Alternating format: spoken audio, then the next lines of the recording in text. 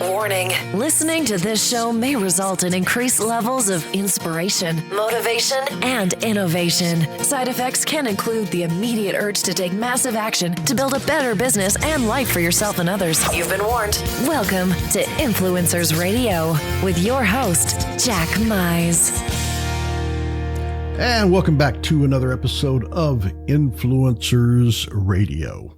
There is an old saying, and I may have even made it up, I don't know. But, nothing breeds success like confidence, and nothing breeds confidence like success. And when it comes to professional leadership, being a confident and powerful communicator is key. And it all starts with the voice, whether it's on Zoom, live presentations, management meetings. Professionals in any industry who can speak with confidence and control have the edge. Well, that's what we're going to be talking about today, because my guest is voice and confidence coach Sloane Reali. She has been featured on television and radio as an expert on the power of voice and has worked with clients to prepare for auditions, including American Idol, The Voice, Glee, Disney. And for the over 20 years, she's been helping public speakers, teachers, therapists, doctors, and authors to prepare vocally in their professions. So with that, Sloane, welcome to Influencers Radio. Thank you so much, Jack. Grateful to be here. Well, it's really interesting because, a lot of people think about voice coaches or vocal training as being for singers, right? That's somebody that the opera stars go to. That's something that singers go to. And a lot of people don't think necessarily that it's something for professionals, but it certainly, without a doubt, gives professionals the edge. So I think I'd like to kick this off by asking you, what is the difference or even similarities between using your voice for singing versus speaking for making presentations and managing teams and just general leadership? I love this question. It's actually a trick question because there is no difference. There's no difference between whether using your voice for singing, speaking, presenting, managing teams.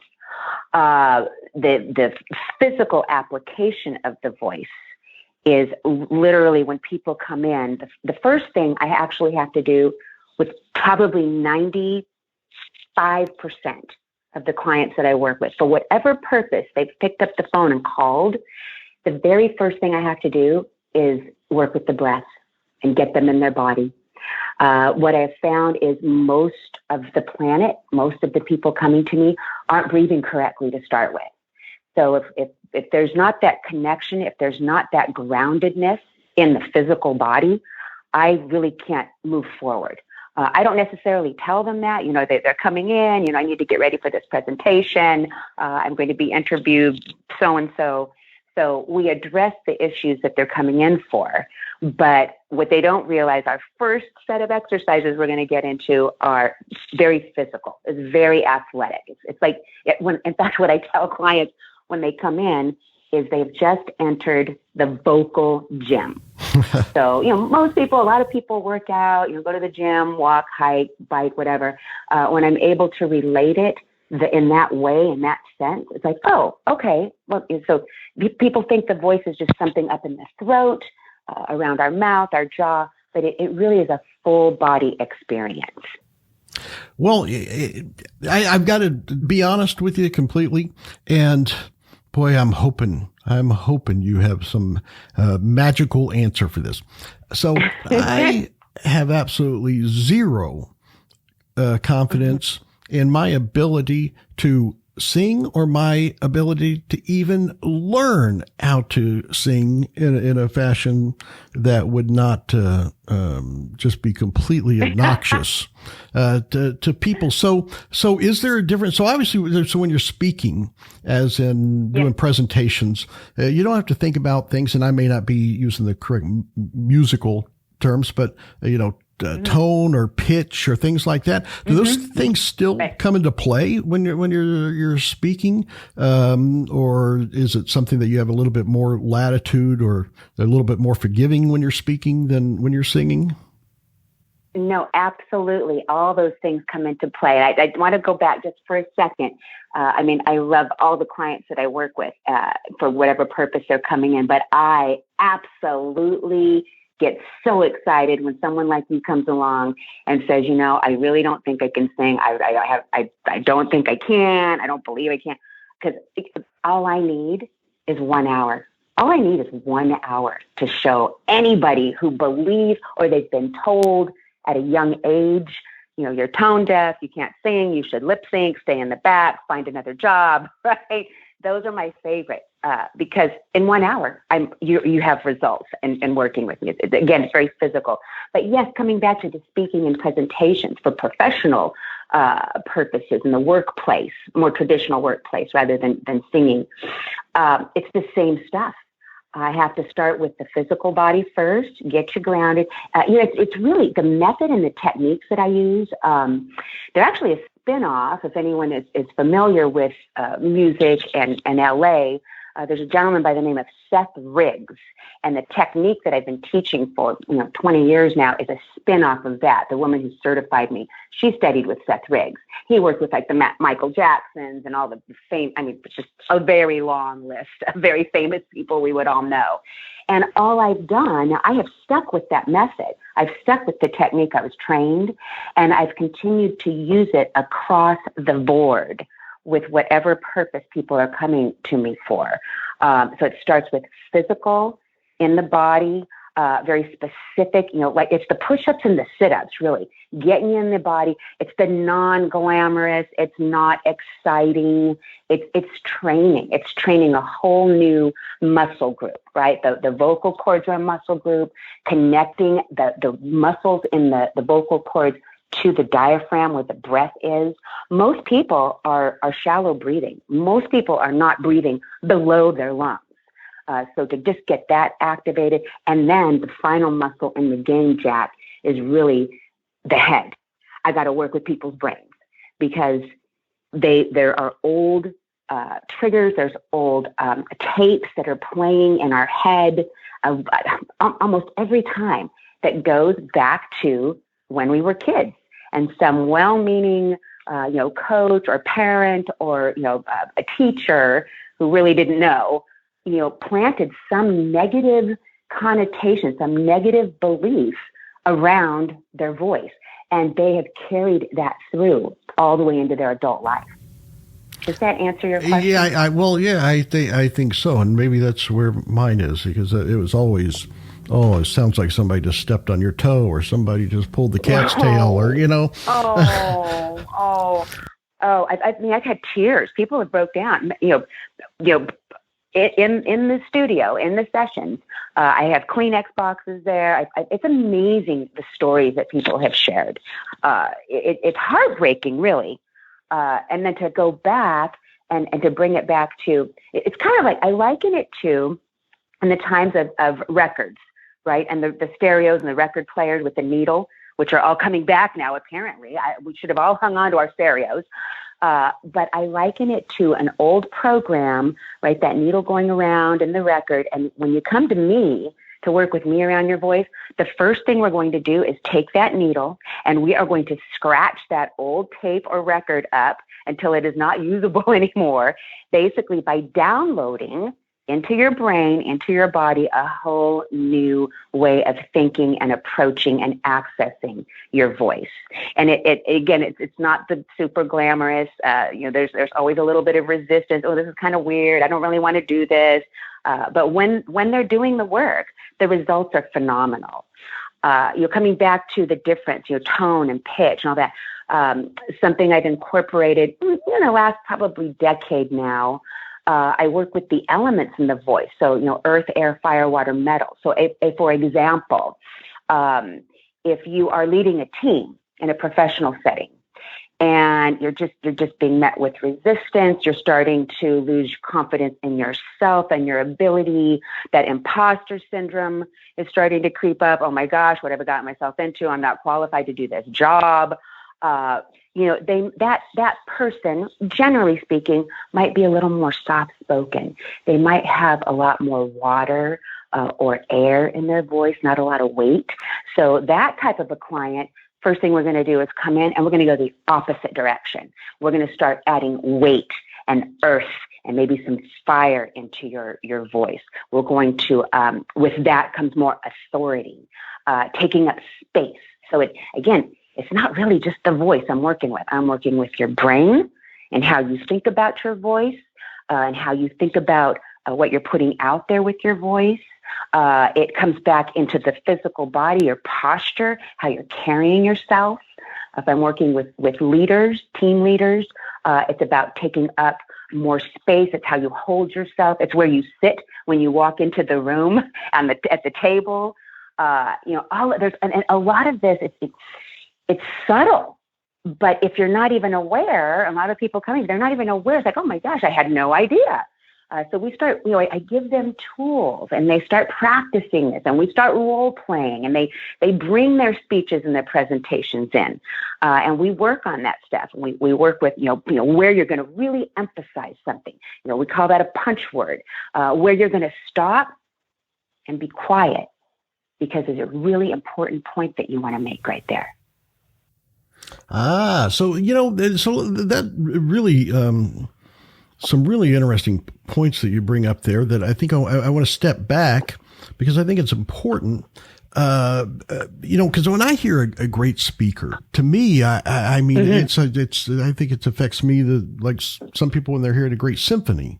There's just something that, mesmerizing and hypnotizing about someone who is a really good speaker, but you can't quite pinpoint why are they such a great speaker. So let's step back and maybe you can explain and help us examine, what are the characteristics that make someone a great speaker? What are those things that, when we're listening to somebody that we really enjoy listening to, mm-hmm. but we're not quite sure what it is that is so, attractive about listening to them, is it the cadence? Is it those pauses? Is it the tone of the voice? What are some of the characteristics that maybe that we can start to listen for and pick out that say, okay, they're really good at that?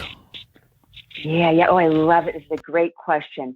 Well, I've always been drawn to, Anthony Robbins, Brendan Burchard, all these guys. And the first thing really is passion, right? A great speaker is so passionate about what it is that they are speaking or presenting on.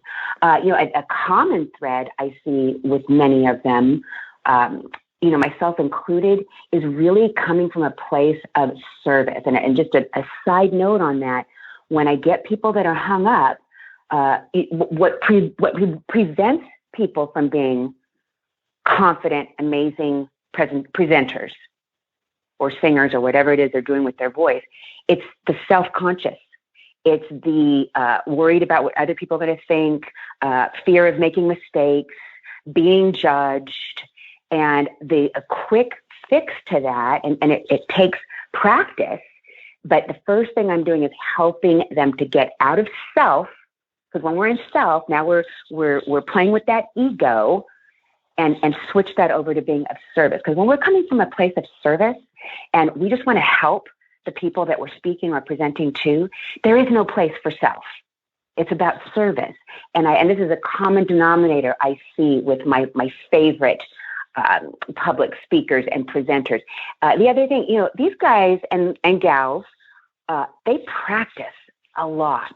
They are not, I can't imagine, when you're doing it for many, many years, decades, they don't need as much to practice. But, I've heard, and even myself in doing my work, and if I am getting on a stage at a corporate event, I still get those little butterflies in my stomach, even before I jumped on this call with you. Okay, so it's about service, Sloane. Service, not self. But I still, to this day, I get that little flutter in my heart, my little sweaty palm. I think it's just normal.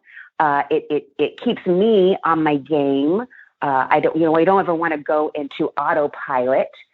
Knowing your content is a big piece, but a lot of rehearsal, people practicing, dry runs, getting feedback from their teams that they work with. Yes, they've done some voice coaching. A lot of these people. There's a lot of them have gone to a guy in LA, real popular guy, Roger Love. If anybody knows him, has done a lot of work with everyone, movie stars across the board. But I think it starts with the passionate about what it is they're speaking about. Knowing why they're there. Why are they presenting? Knowing the audience that they're presenting to. But definitely knowing their content, knowing their stuff. But bottom line, I think it's the passion piece, really.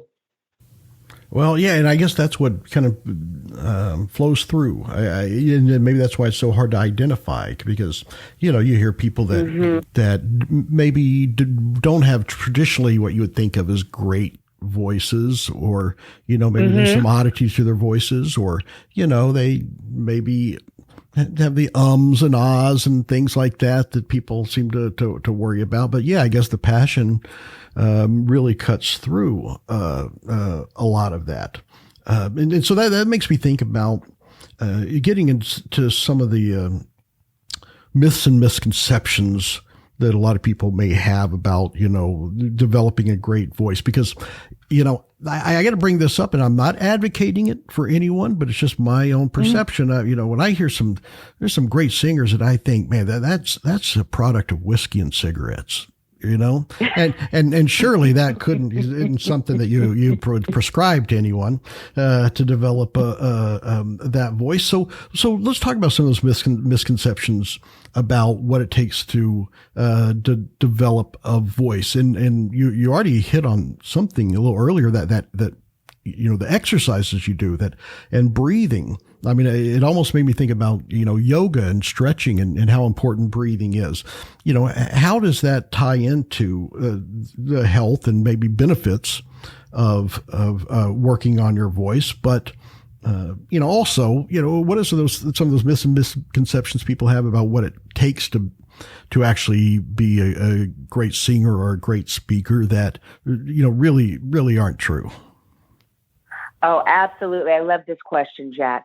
And it's a loaded question because it encompasses so many things. The first thing out of the gate, vocal health care is something I work on with every new client coming in. The very first session, we're looking at things, how much water are you drinking? Hydration is a big piece. Again, we're dealing with very specific muscle groups, the vocal cords, the diaphragm muscle. It's no different than your biceps or your quadriceps. Right? Keeping those muscles hydrated is key. The things that dehydrate the vocal cords, you mentioned it already, alcohol, smoke, caffeine, energy drinks, a lot of medications people are taking for whatever purpose can be very dehydrating.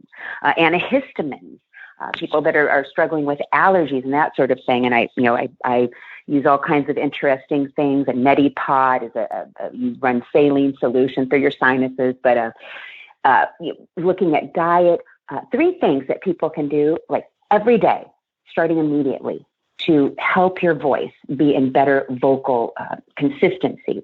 It's drinking water, just clean, clear, none of that fancy vitamin stuff. Exercising, something cardio to get your heart rate going, because it's directly connected to that diaphragmatic breathing that I spent a ton of time on. Avoiding things like dairy. Dairy, not an issue, but it can create that sticky, phlegmy thing in the throat. So really being mindful of what you're putting in your mouth, what you're consuming. If you have to go, you have an important meeting, you're going to be speaking or presenting, you want to be really mindful of what you're consuming before you head out to go do that presentation. It's funny that you mentioned the breathing and the yoga. Again, this is relatively new, just in maybe the last 5 years, and especially given the last 2 years, a lot of unexpected things that came out of necessity. But I have incorporated into the breathing, we are doing more movement and stretching, some yoga type stretching, a lot of breathing. I've started working with the energy centers in the body. Some of people know them maybe as chakras or frequencies in the body. And that has been really helpful. I didn't expect this. It was another thing that came as a surprise. It was something I was doing for myself to stay relaxed and stay grounded. And then I just started sharing this with my voice clients. The feedback that I've been getting from the vocal clients has been amazing. They love it. And it doesn't take a lot of time. Once you're on my roster and you're a regular client, we might begin the session doing some breathing, doing some centering, doing some meditative type things to set the session up. And I have found the more relaxation is huge. The more relaxed I can get the client before we dive in, do that deep dive into the vocal work for the day or the session, the more productive we're going to be, the more results that we're going to have at the end of the session. If I don't take that few minutes or that time at the beginning to help them get centered, we'll still be productive, but I'm not going to get the results to the degree that I can if I get you centered before we even start your session. It's very exciting. Yeah, well, I can imagine it, and there's so much more to it that I could ever imagine, because so many people think, they're just a natural at it. People are just a natural. And I know that, even with the naturals, and so let's say that someone puts in the time, puts in the work. I got working on the breathing. I've done the exercises. I actually think I might be able to sustain, that passion. But there's something that happens when the lights go on and there's a microphone shoved in your face, and it's that overwhelming fear and panic that so many people get when they are going to do that. And I'm sure whether it's speaking or singing in front of an audience, is that fear, or overcoming that fear, is that something that you address as well? So let's say amygdala, frontal. What'd you call me? In the brain. Oh, your amygdala. Oh, okay. That frontal brain. It's that fight or flight thing that happens, right? And it's phenomenal to watch it. We've come in through Carrie's show, and I've been working with her about 5 years now. And the first run I did with her, that's exactly what happened. I was all ready to go. I've practiced. I'm ready. And then lights, camera. It's like I've lost everything. It's just all disappeared. So again, practice, knowing that content, and really coming back to being so focused on, that one person that you're speaking. That's been a huge, huge help for me, is from speaking to, so many different people that I can help. But as I've continued to progress professionally, really nailing that down to that one person, being able to see that person visibly and speaking, that has been really, really helpful. So that I've actually taken a lot of the training I've done with Carrie, I incorporate with my own clients with the voice. And, again, just downloading that information in the body, practicing those tools, that toolbox for centering, whatever you need to do to get into, we figure all of that out together. Some people I had at the last, it was a showcase more for singers, but I was surprised to see before the camera went on this live stream, one of the clients had gone off in a corner, dropped down on the floor. He started doing push-ups. I was like, "Oh, dude, what's you got going on there?" "Oh yeah, this helps me get centered. It gets me all fired up and helps me get focused." Like, whatever you need to do to get to that space. Go run around the block a couple of times. We do some really wild exercises. They're wild and wacky, but they've been working for 20 years, so I keep doing them. But getting ready, that it's a mindset, and it literally, the lights go on and the brain, it's fascinating. But there is a way to work around it. And that's all the preparation that we put in prior to these events that come up. Well, I'll tell you that it's one thing that I find just really, fascinating about what you do. And the more that I've, followed you and learned about, your philosophies and techniques is it's, you're far more than just a person that, tells people to go me, right? I mean, you're part psychologist, so you're part fitness coach, kind of wrapped into one. But one of the things, and it's really the reason I consider you an influencer and an innovator with what you're doing is the work that you're doing in the connection between vocal coaching and the medical field. Can you go into that and share what you're doing in that? Because to me, it's incredibly fascinating. It's not something that I've ever, heard this connection before, but apparently it's, you're kind of on the forefront of some really cool breakthroughs around that. Absolutely.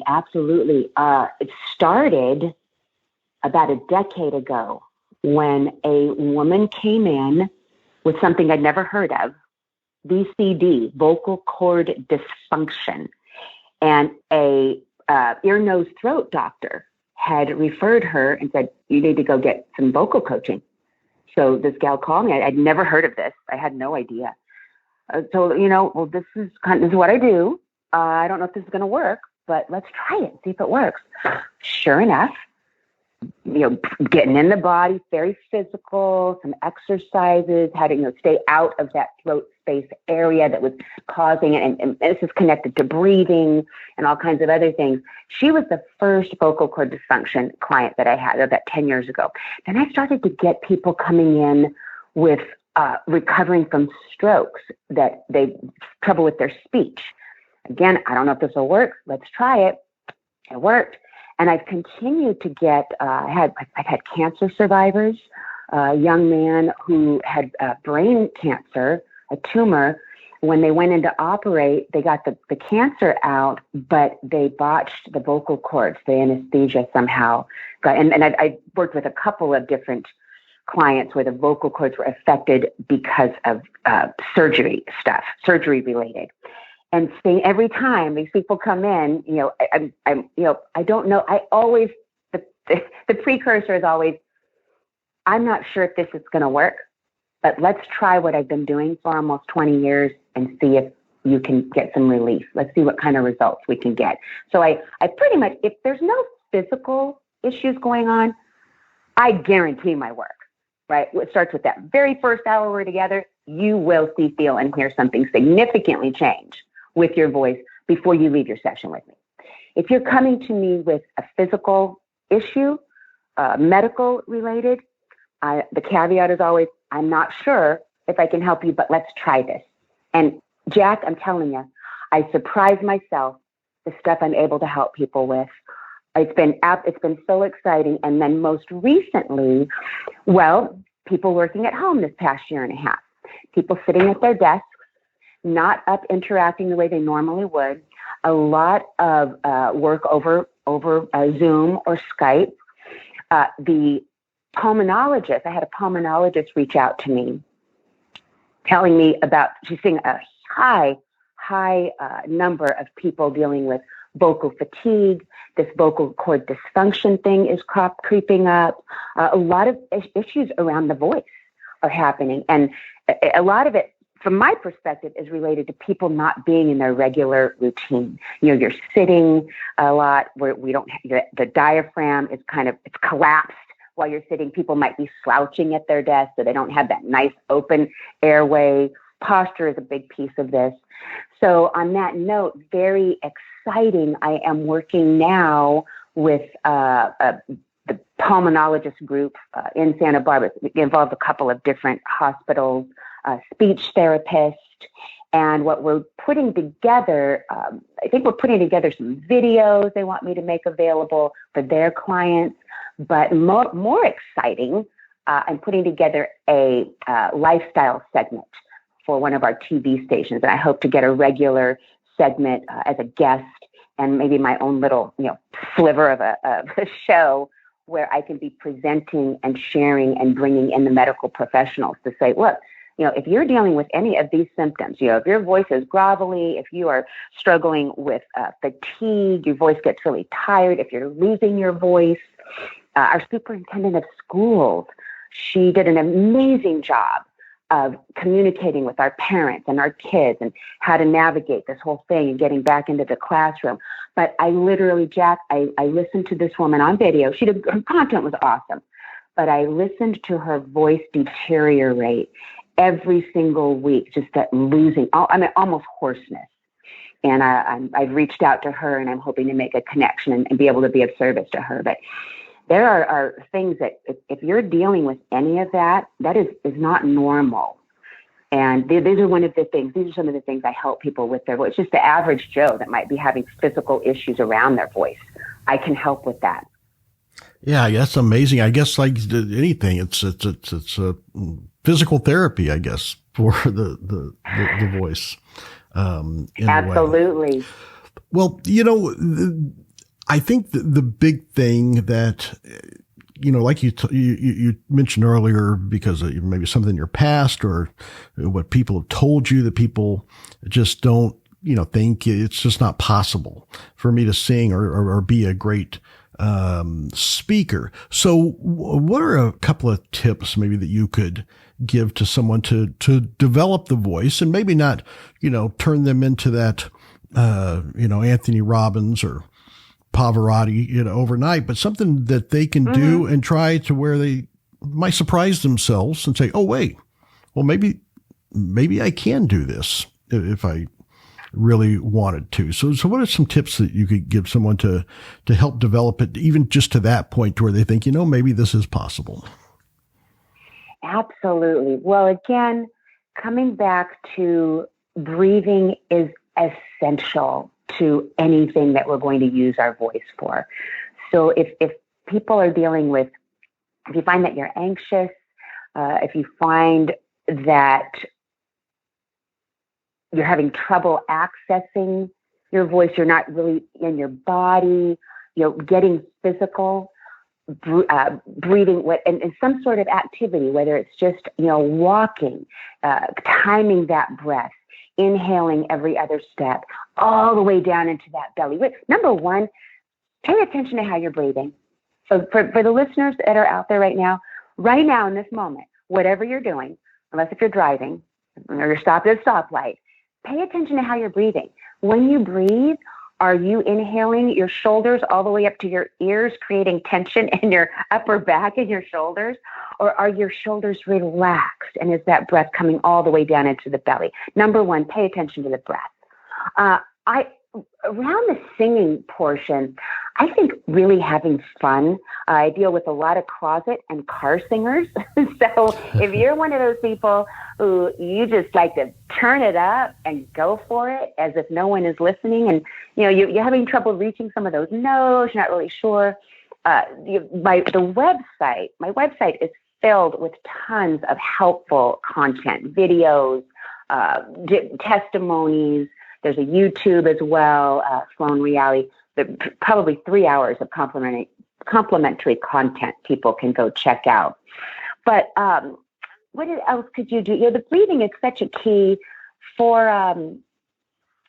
speaking, kind of the same thing. If this is something, if you have some desire, if there is and this happens, people come to me, I've got this great idea I want to share. I'm dealing with a woman right now. She's a therapist. She's a counselor, elementary school. She trains counselors. She has created this beautiful project. It's a book. It's a song that goes with the book. It's about community and caring for one another, and there's an environmental part to it. Beautiful. And we're all ready to launch it. And it's like, well, maybe I'm not ready. Maybe the world isn't ready for that. That brain going into that, and it's like, no, I'm going to hold your hand. We're going to go together. We're going to practice. We're going to put you in the right places to share this great idea. It's that imposter syndrome, that lack of, You're not feeling validated, not feeling this is important enough. So you'll definitely, it's not calling me to have a conversation about whether or not I can help you on the psychology of getting over that, or calling another professional in your area. I mean, I do work remotely now as a, out of necessity. We had to move all of this online, which I was terrified of, by the way, to do any of this remotely. And what I learned is that it's possible. For the singing piece, I had to tweak things a little bit because of the time delay, but I was, again, pleasantly surprised that I can do this with anyone, anywhere. But I would definitely encourage people, if you've got a great idea, you've got something burning in you, a message, a business idea, to move forward. Get somebody that can hold your hand, that can help you be accountable. This is the thing I'm finding. If not now, then when? There is no better time, right? We keep putting it off. We keep putting it off. You know what? Next year, you're going to be asking the same questions. 5 years from now, it's like, oh, whatever. But that voice, that calling, that deep yearning in you, my experience personally and with a lot of my clients, it will haunt you until you get it out. It'll keep bugging you. And I think one of the most heartbreaking things is someone like this gal that I'm working with, and I've seen it, people spend all this money and they put all this energy and they create these beautiful products or a service that never gets off the ground because of fear, because they didn't have someone in their corner or a accountability partner or a coach that could help them get there. And it always comes back to fear. Well, I got to say, you're so much more than a vocal coach. I mean, you really, just the what people get out is confidence and opening up that potential that they have. Like I said, it really is so much more. So I have to ask, what led you to do this? What led you to discover not only your ability of what you can do with your voice, but also to discover your ability to help others to unlock that potential as well? Thanks for that question, Jack. It's another great one. Well, when I started teaching voice, I had a master's degree in education, secondary education. I thought I was going to be an English teacher of all things. I didn't know, I'm the first to go through college in my family. I didn't know you could get a degree in music or singing or voice anything. I went, I figured English was a great way to go. But fast forward that, I was taking some guitar lessons and some piano, and then I started working with this voice coach. And at that moment, I dropped everything else. She had said some things about, it's easy to practice. It goes with you everywhere. It just made sense. And I'm going to just focus on voice. And I got my certification. I started building my practice. And people, when I started out, probably the first, 10 years were definitely all about singing, not realizing all of the other things that were going to present themselves around voice and voice issues. I had always worked, when I was getting my teaching credential, I worked with a lot of at-risk kids, teenagers, secondary, junior high, high school age, predominantly girls. And I was always drawn to them because I was one of those kids. I was definitely an at-risk. Home was very volatile for a long time. And so all of that to say, the root now as an adult and looking back at how I help people, first of all, just access and discover their voice for whatever purpose they're coming to me for. The first thing I have to do is just help them just access that physical voice in the body. But the root of it really goes back to, as a kid, not feeling heard, not feeling validated. I'm trying to choose my words carefully here. It was hard growing up. I was the oldest of three. It was mom's way or no way. She was doing the best with what she had, and there was zero margin. I was actually responsible a lot of the time, at a young age, for taking care of my siblings and, just getting us out the door to school and fed and all that stuff. But, here I was expected to do adult things. But then when I got in those teenager years and I wanted to go hang with my friends, I wanted to stay out past curfew, I wasn't allowed to do any of those things. So there was a lot of I was probably a little rebellious, maybe a lot. but the root, fast forward and all of that, it really comes back to not feeling heard. And in school, Jack, every single report card, man, I'm in the comments, they come back from the teachers. I kid you not, for years, Sloane talked too much. I look back now, I was like, I'm not feeling heard at home. I'm not feeling heard at school. I just want somebody to hear me. Somebody just hear me. I got important things to share here. So it's really been fascinating to look back after all these years and see the path. It started at an early age, and never in a million years would I've ever thought this is what I'd be doing today professionally. Well, there's a lot of people that are very thankful that you are doing what you're doing today, because you're doing things that are helping so many people in so many ways, and just far more than singing and just speaking, but the fields that you're working with, the medical fields and things that they just go far beyond, I think, what people even think about, what the voice affects and how, working to improve that can improve so many other aspects of your life. So I want to thank you for coming on and sharing this information, and I think really opening up a lot of people's eyes to, even if they don't want to be the next American Idol, of how powerful, just being purposeful about your voice can be to your life. So how can people find out more about Sloane Reali and get involved with what you're doing? Oh, yeah, absolutely. Well, the website, as I mentioned, is a great resource, vocalcoachingbysloane.com. My email is the exact same, sloane@vocalcoachingbysloane.com. That's a great place to start. I'm also on Facebook, Instagram, LinkedIn, all at Vocal Coaching by Sloane. So that's a great place to start. And if you've got questions, you're not sure if vocal coaching is for you, I think just, reach out. We start with a conversation, and that's a complimentary call. A ton of info on the website. YouTube also, Sloane Reali. There's probably 40 or more videos. They're real short little snippets, 2 or 3 minute videos on all the different ways that I work with the voice. And people have found those actually very helpful. We'll put those links definitely on the show post so people can find out more about that. Sloane, again, thank you so much for coming on and sharing this information. It just really is it's why I consider you an influencer and, really making a difference in people's lives. That's beautiful. Thank you so much, Jack. This has been a lot of fun. Oh, it certainly has. Well, folks, there you have it. Definitely check out Vocal Coaching by Sloane.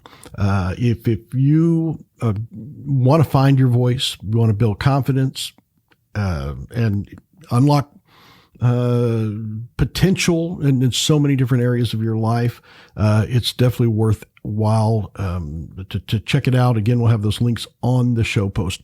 Until next time on Influencers Radio, remember, you are the only real game changer. You've been listening to Influencers Radio. To get all past shows and updates on future shows, visit influencersradio.com today.